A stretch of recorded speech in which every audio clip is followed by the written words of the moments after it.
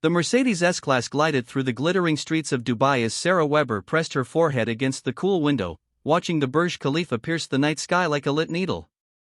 In 6 hours, she would become Sarah Al-Rashid. In 12, she would be dead. But at this moment, sitting next to her future mother-in-law in the backseat of a luxury car she could only have dreamed of from her modest Hamburg apartment, Sarah Weber felt something she hadn't felt in 3 years. Hope. "Are you nervous, Habibti?" asked Fatima Al-Rashid, laying her perfectly manicured hand over Sarah's trembling fingers. The older woman's English carried the refined accent of British boarding schools and Swiss finishing programs. "It's natural. All brides feel this way." Sarah managed to smile even though her stomach was knotted by something far beyond typical pre-wedding jitters. "This is all so overwhelming. The Palace Hotel, the ceremony, everything. I never could have imagined." "My son wanted only the best for you," Fatima gently interrupted, her dark eyes studying Sarah with an intensity that gave the young woman goosebumps.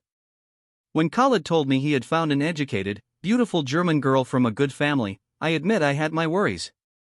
But you have proven yourself worthy." The word worthy hung in the air like a judgment. Sarah swallowed hard, thinking of the documents hidden in her locked suitcase at the hotel. Documents that prove she was many things, but worthy was not one of them. Hamburg, Germany. Sarah Weber's life had been sinking for exactly 2 years, 7 months, and 13 days. Not that she was counting, except she was. Every morning she awoke in her studio that perpetually smelled of curry from the neighbor below. Every evening she checked her bank account and felt her chest tighten at the negative balance. Every night she lay awake calculating how much longer she could survive. The marketing degree from the University of Hamburg, which once seemed like a golden ticket, had become expensive toilet paper. The recession had hit the German job market like a sledgehammer, and Sarah's graduating class had been particularly unlucky. 6 months of unemployment turned into 1 year, then 18 months, then 2. Her savings evaporated. Her dignity followed shortly after. She started with respectable jobs, retail, waitressing, temp office work. Then came the less respectable ones, night shifts in bars where the clientele was handsy, promotional modeling jobs skirting exploitation. And finally, Sarah preferred not to think about the finally part. The website looked surprisingly professional. Elite companions for discerning gentlemen. No explicit promises, no vulgar photos, just elegant portraits of beautiful women and carefully worded descriptions hinting at stimulating conversation and cultural experiences. Sarah told herself it was just escorting, dining with lonely businessmen. And for the first few months, it mostly was. Until it wasn't. The night she collapsed in tears in her tiny bathroom, makeup streaming down her face, while a Swiss banker waited in her room, Sarah made a decision. She was done. Done with Hamburg, done with Germany, done with this version of herself she barely recognized in the mirror. She just needed one last score. One last client with enough money to fund her escape. That's when Khalid Al-Rashid appeared in her inbox. The message was different from the usual crude propositions, polite, almost formal. A Dubai businessman in Hamburg for a week, seeking company for various events, dinners, gallery openings, the opera. The rate he proposed was 3 times her usual fee. Sarah almost deleted it. Something felt too good to be true. And in her experience, things that seemed too good to be true usually came with a trap that left you worse off than before. But desperation tends to blunt caution. Their first meeting was in the restaurant off the lobby of the Four Seasons. Sarah dressed carefully, elegant but not provocative, walking the fine line between escort and date. She expected a middle-aged man, probably overweight, certainly entitled. Instead, she met Khalid. He was 35 but could have passed for younger, with an elegance that came from wealth so old you lost count of the generations. A bespoke suit that likely cost more than Sarah's annual rent.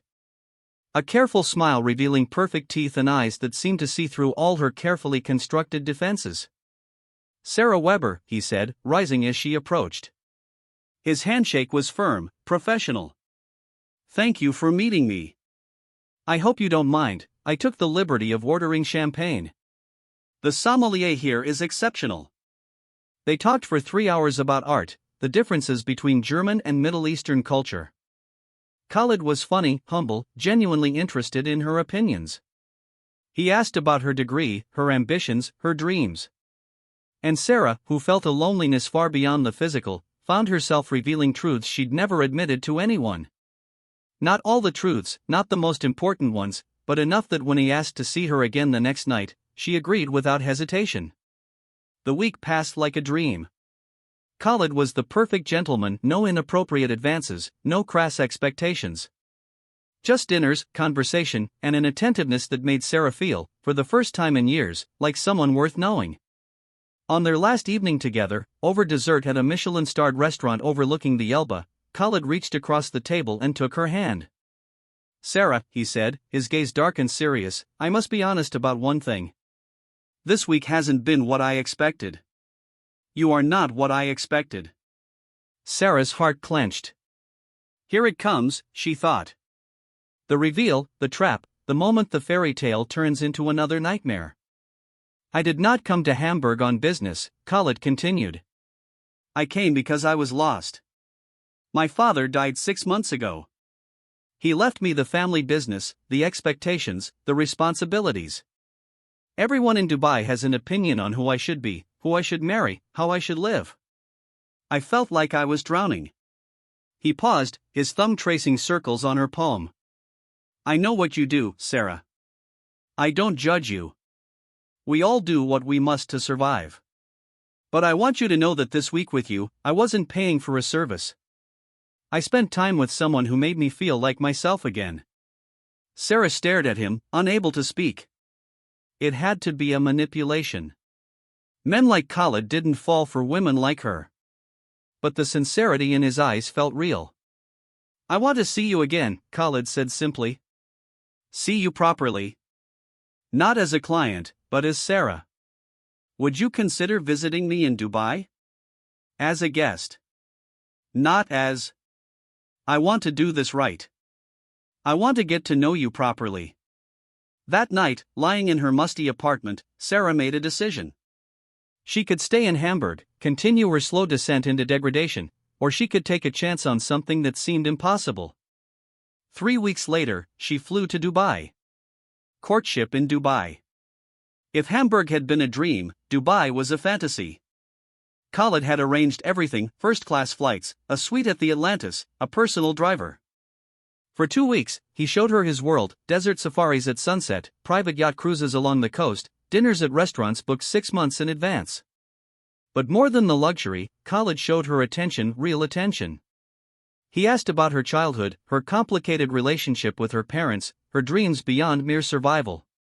He shared his own vulnerabilities, the pressure of family expectations, the loneliness of inherited wealth, the fear no one would love him for himself rather than his money.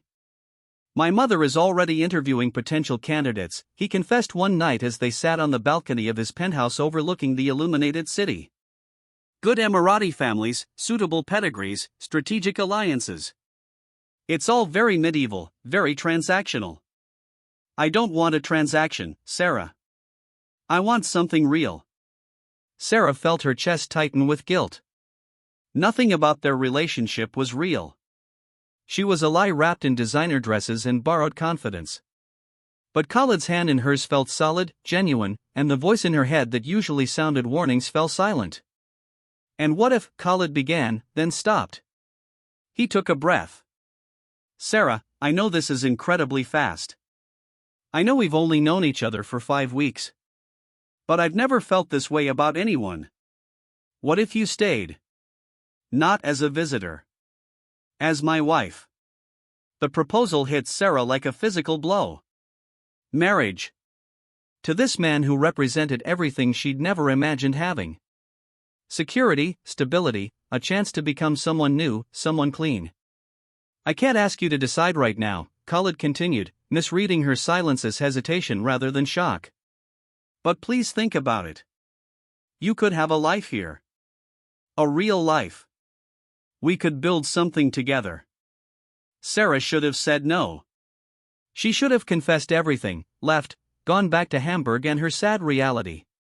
But desperation has a way of making the most terrible ideas seem reasonable. Yes, she whispered. Yes, I will marry you. The engagement moved at dizzying speed. Fatima, Khalid's mother, initially skeptical of